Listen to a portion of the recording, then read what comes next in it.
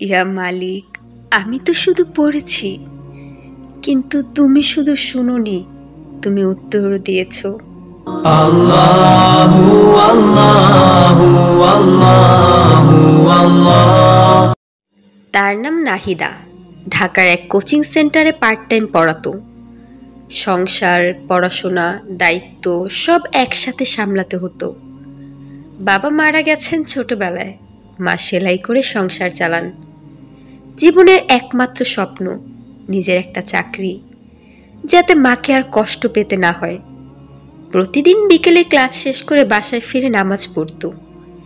একদিন ইউটিউবে এক ইসলামিক বক্তার মুখে শুনল, যে ব্যক্তি সূরা আল ওয়াকিয়া প্রতিদিন রাতে পড়ে তার রিজিক কখনো সংকীর্ণ হয় না।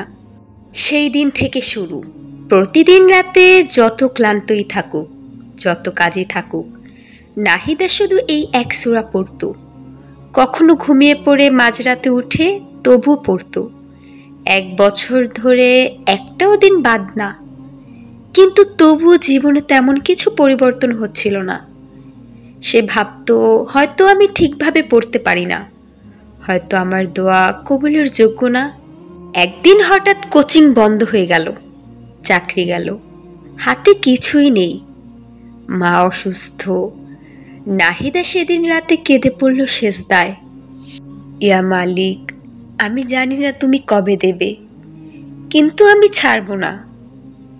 2 সপ্তাহ পর এক পুরনো ছাত্রী হঠাৎ ফোন দিল, আপু আপনি তো ইংরেজি পড়াতেন, আমি একটা স্কুলে পড়াই, ওরা একজন পার্ট টাইম শিক্ষক খুঁজছে, আমি আপনার নাম দিয়েছি।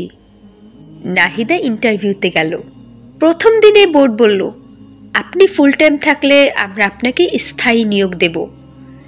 1 মাস পর তার জব কনফার্ম হলো এবং আশ্চর্যভাবে তার বেতন আগের চেয়েও 2 গুণ বেশি।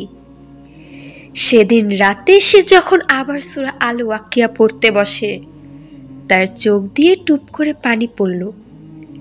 একদম নিঃশব্দে, ইয়া মালিক, আমি তো শুধু পড়েছি, কিন্তু তুমি শুধু শুনোনি, তুমি উত্তর দিয়েছ। আল্লাহর দরজায় যারা নক করতে থাকে, একদিন না একদিন ভেতর থেকে দরজা খুলে যায়।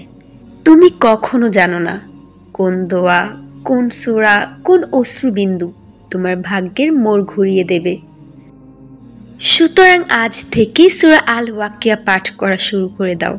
দেখবে মহান রাব্বুল আলামিন তোমাকে এমন জায়গা থেকে রিজিক দেবে যা তুমি কল্পনাও করতে পারবে না।